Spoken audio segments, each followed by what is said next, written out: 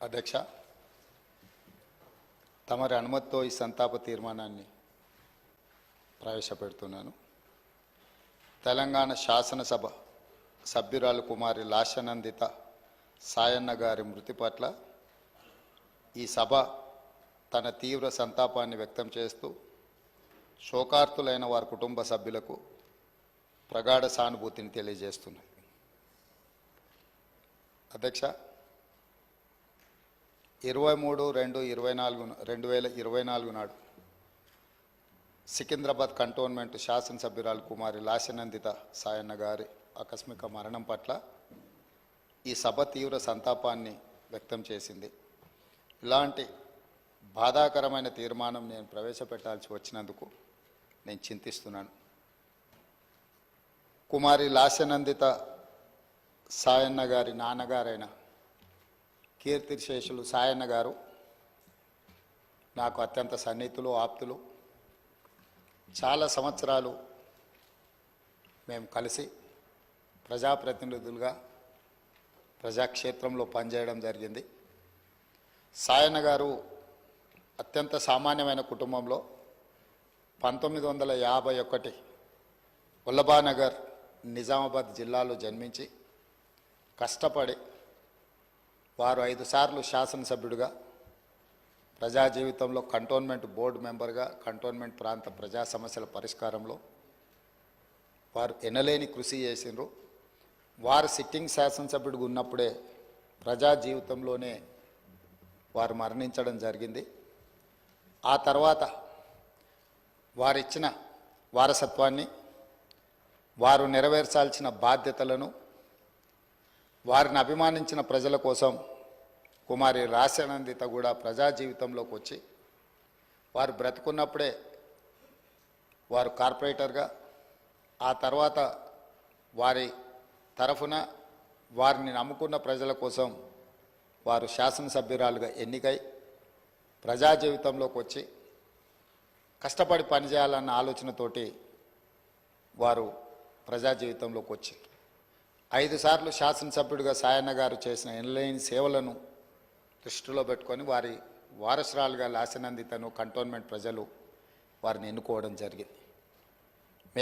మనమందరం కూడా 37 సంవత్సరాల చదువుకున్న ఒక యువతి, వెనుకబడిన సామాజిక వర్గాల నుంచి చైతన్యంతో ప్రజలకు సేవను అందించాలని ముందుకు వచ్చినప్పుడు మనందరం కూడా మహిళా సాధికారత కోసం ఎదురు చూస్తున్న వాళ్ళం.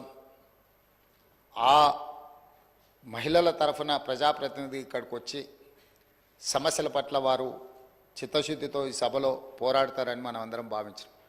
కానీ ఔటర్ రింగ్ రోడ్లో వారు ప్రయాణం చేస్తున్న కారు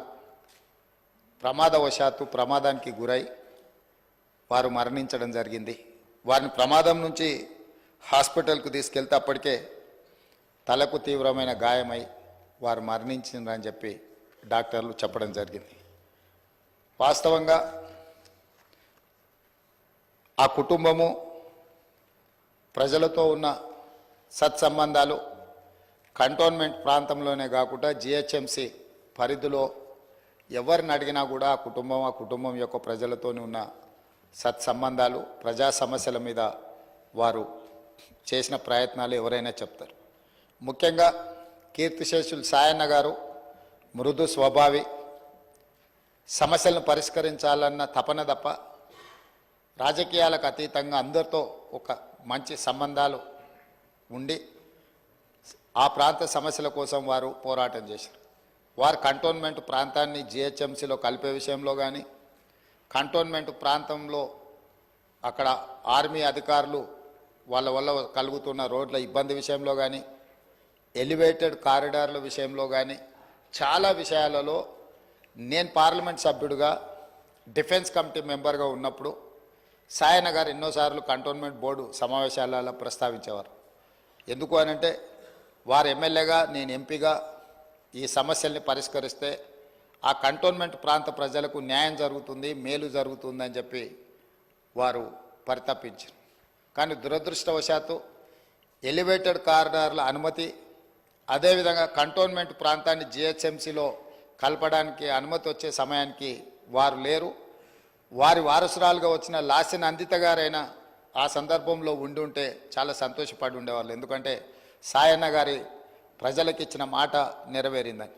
కానీ దురదృష్టవశాత్తు లాస్య నందిత గారు కూడా ఈ కంటోన్మెంటు అత్యంత కీలకమైన సమస్యల పరిష్కార సమయంలో వారు మన మధ్యత లేకపోవడం బాధాకరమైన విషయం. ఏది ఏమైనా కంటోన్మెంట్ ప్రజల హృదయాలలో సాయన్న గారు కానీ సాయన్న గారి కుమార్తె వారసురాలు లాస్య నందిత గారు కానీ శాశ్వతంగా ప్రజల హృదయాలలో నిలిచిపోతారు. తప్పకుండా వారు ఏదైతే ఆలోచనతోని ఏదైతే ప్రాంత ప్రజలకు సేవ చేయాలన్న ఆలోచన ఉన్నదో, మిగిలిపోయిన పనులు ఉన్నాయో అవన్నీ ప్రభుత్వం తప్పకుండా పూర్తి చేస్తుంది. వారిని చిరస్థాయిగా గుర్తుపెట్టుకునే విధంగా ఈ ప్రభుత్వం ఆ పనులను ముందుకు తీసుకువెళ్తుంది. అందుకే అధ్యక్ష, ఆమె మృతి పట్ల ప్రగాఢ సంతాపాన్ని నేను ప్రకటిస్తున్నాను. శోకార్తులైన వారి కుటుంబానికి ప్రగాఢ సానుభూతిని తెలియజేస్తూ ఈ తీర్మానాన్ని ప్రవేశపెట్టడం జరిగింది అధ్యక్ష. ధన్యవాదాలు.